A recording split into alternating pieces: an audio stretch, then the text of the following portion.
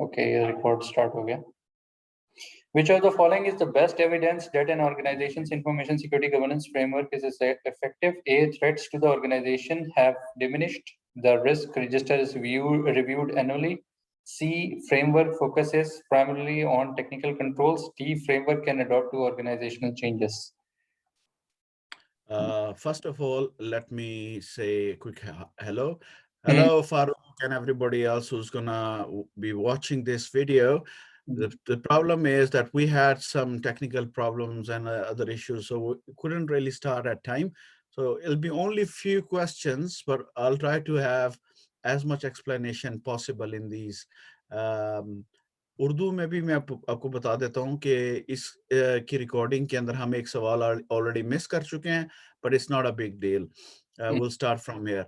I think this one last week we did it. Yeah, I guess we did. I gave you an example that if you have a gun or if you have something which is sort of like to defend you, you will have lesser threats. Remember? Exactly. Yeah. So the threats to the organization have diminished. Yes, Yeah, that would be the right answer, I believe so. But we did this question last week. Yes, we did it last week. Yeah. And information security governance, the primary role of the board of directors is to ensure A, approval of relevant policies and standards, communication of security posture to stakeholders, C, compliance with regulations and best practices, D, alignment with the strategic goals of the organization. Well, I'm not going to answer this one because I'm pretty sure you can nail it in few seconds. So. Yeah, alignment with the strategic goals of the organization. Yes, that's right. Information security governance is there to support the business function, and obviously the directors would like the same thing. Next. Which of the following is the strongest indicator of effective alignment between corporate governance and information security governance? I guess this is also a repetitive question. A, senior management sponsors information security efforts. B, senior management requests periodic information security updates. C, key performance indicators for controls trend positively. D, information security initiatives meet scope, schedule, and budget. Okay, last week I did say to you there is a key word in there which is indicator. Yeah. Yes, exactly. C. Indicator of alignment between corporate and information security governance. So I believe we are not going to waste more time on that because we've done it last week. Yeah, it's the key performance indicator. Exactly. Which of the following should be the primary consideration when developing a security governance framework for an enterprise? A, understanding of the control business strategy. B, assessment of the current security architectures. C, results of a business impact analysis. D, benchmarking against industry best practice. Primary consideration when developing a security governance framework for an enterprise. Okay, so let's read the question properly. Primary consideration when we are developing a security governance framework for an enterprise.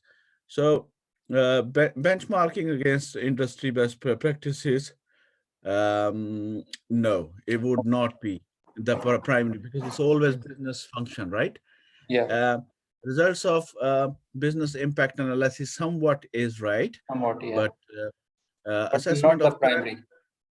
Assessment of current security architecture is somewhat there as well. Yes, but but not 100% primary. Yes. So A should be the answer. Yeah, understanding of the current business strategy. We should have the understanding of what strategy do we have right now. Yeah, exactly.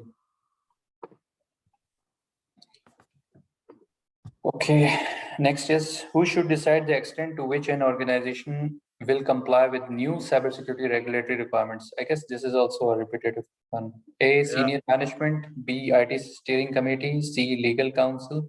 D, information security manager. So obviously you're going to answer that one because you're confident. Yeah, senior management. A. That's right. That's absolutely right. Which of the following would best help an information security manager prioritize remediation activities to meet regulatory requirements? A, Yeah. capability maturity model matrix. B, annual loss expectancy of non-compliance. C, cost of associated controls. D, alignment with the IT strategy I think you should be able to answer this one as well easily. to meet regulatory requirements. Help an To information what? security manager prioritize remediation activities. You're doing the remediation. You No, said no. cost shouldn't have any, and annual loss expectancy shouldn't be the answer. So it should be either alignment with the IT strategy or Yes. capability maturity model matrix. So D is the answer. Yes, the D is the right answer because Yeah, you always align it with your IT strategy first. exactly. Next question. Let's move on. Traffic lights.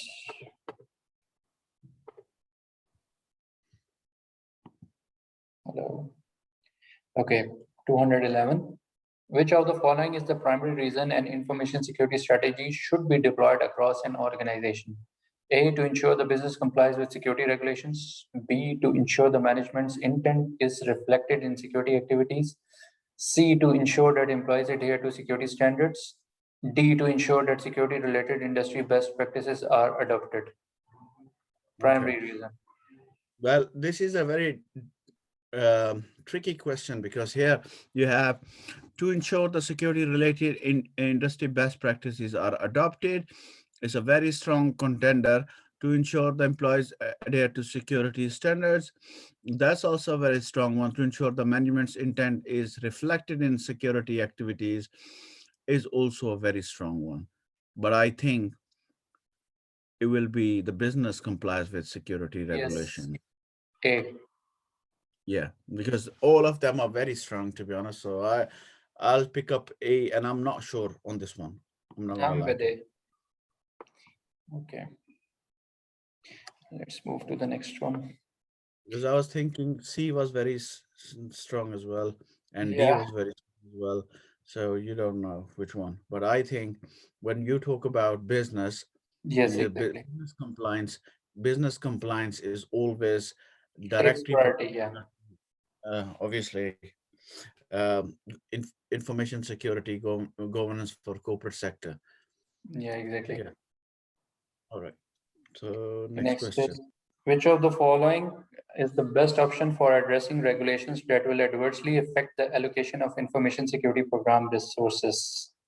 Yeah. A, prioritize compliance efforts based on probability. B, determine compliance levels of peer organizations. C, delay implementation of compliance activities. D, conduct assessment for management decisions. I guess this is also a repetitive one. Yeah. Then you should know the answer. Adversely affect the allocation of information security program resources. Yeah. So the best options for addressing regulations that will adversely affect the allocation of information security program resources. Yeah. Best option for addressing regulations should be Mm. determining, Can't be probability. You can't yeah, do cannot it be probability. probability. Level of peer You organizations cannot do it can, on peer organization. So it's yeah, either that C. delay implementation of compliance activities. Best option for addressing regulation that will You can't delay adversely affect the implementation. allocation. So it'll be only D. Yeah, Yes, conduct assessment for management decisions. Yes. because you can't do it on probability or determine on peer organizations and cannot delay either. So Yes, exactly. yeah.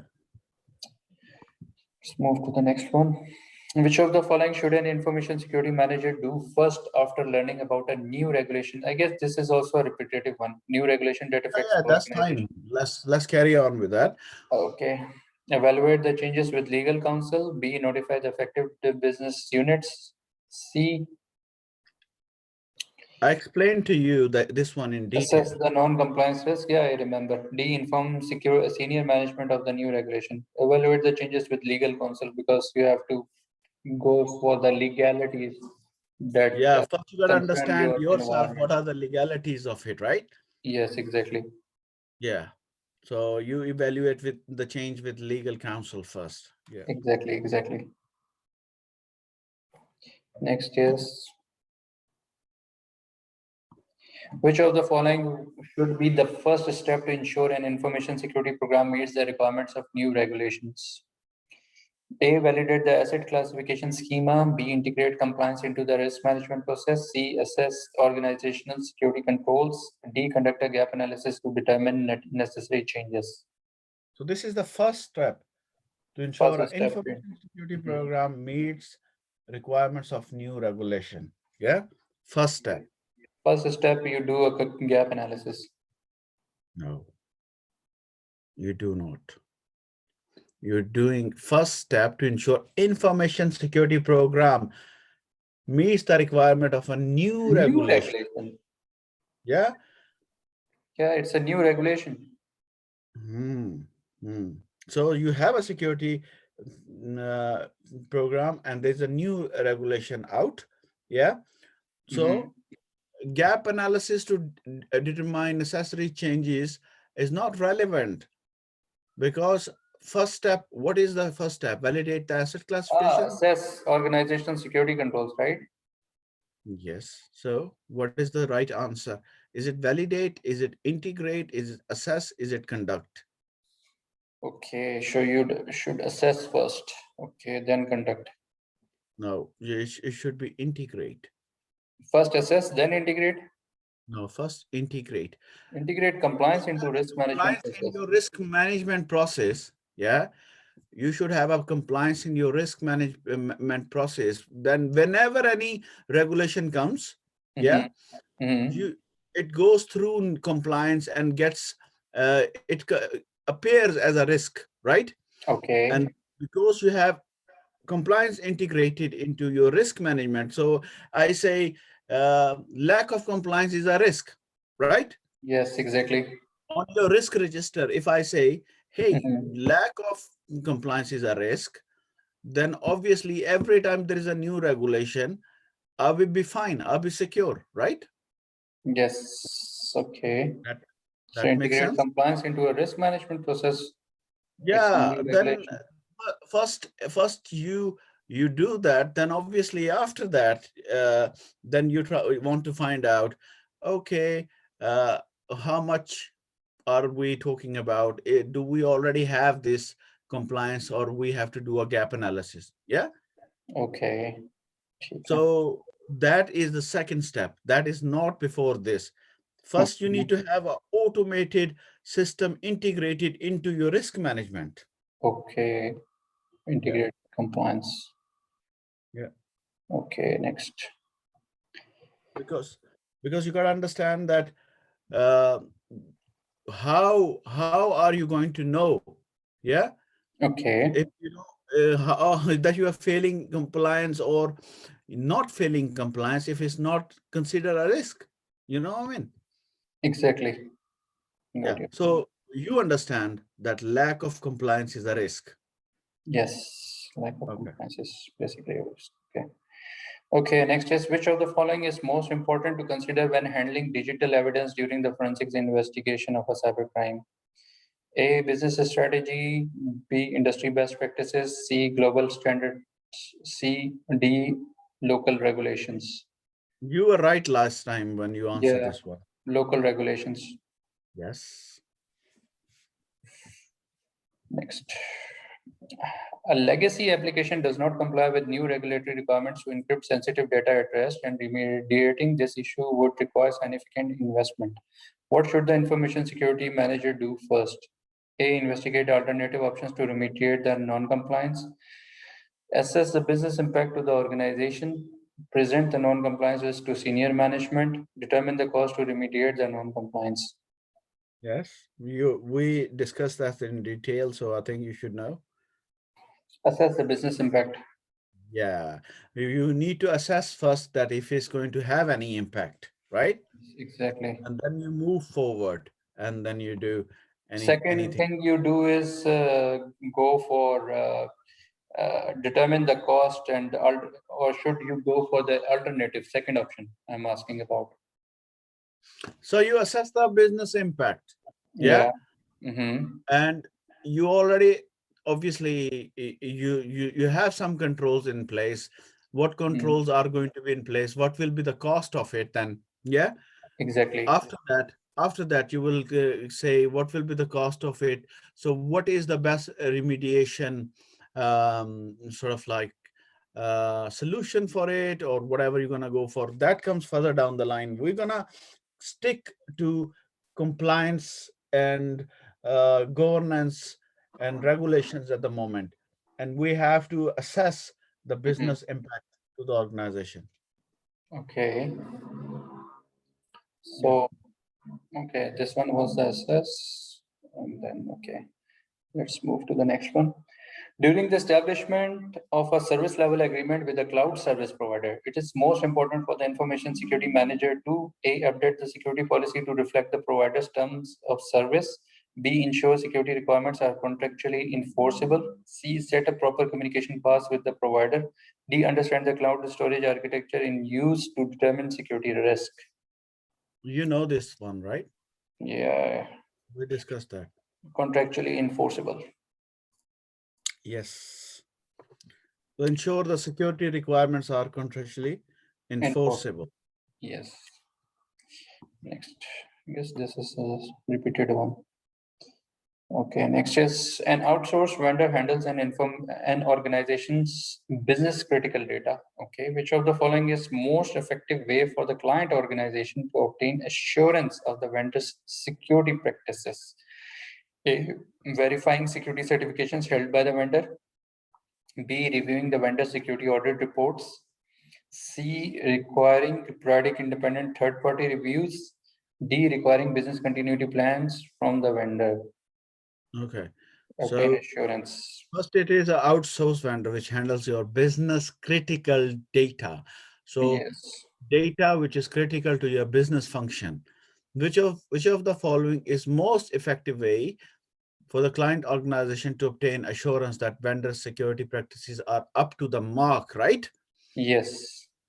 Yeah. How do you verify it? So we did discuss that last time. Yeah. Yeah, you said verifying security certifications held by the vendor is a good answer. Then you said But reviewing the vendor security audit reports is also a good contender. Then you yes, said, okay, requiring periodic independent third-party reviews will not give you the best idea out of it. D, requiring business continuity plans from the vendor. you D forgot is a, some. hmm? You forgot something. What? I did say the Hmm. requiring periodic independent third party reviews is the best answer. Yes.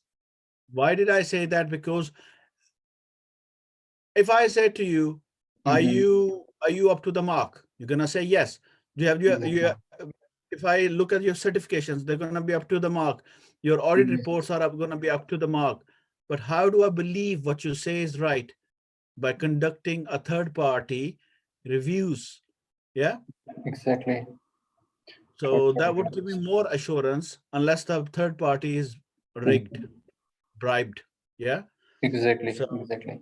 so that in that case scenario, I might not have. So I think C was the right answer if I'm right. Okay. Yes, C is the right answer. We need to sort of like nail this. That's why the practice is so important, everybody, whoever is listening to this. Remember this, that if you wanna ace CISM, you have to read the questions. Also, you have to understand the questions. Also, sometimes you have to eradicate or get rid of wrong answers when you are not very sure. But the best methodology is to read the answers and make sure you align business function with the security objectives. This is the key to CISM. And last thing, if we are practicing again and again, we are less likely to fail.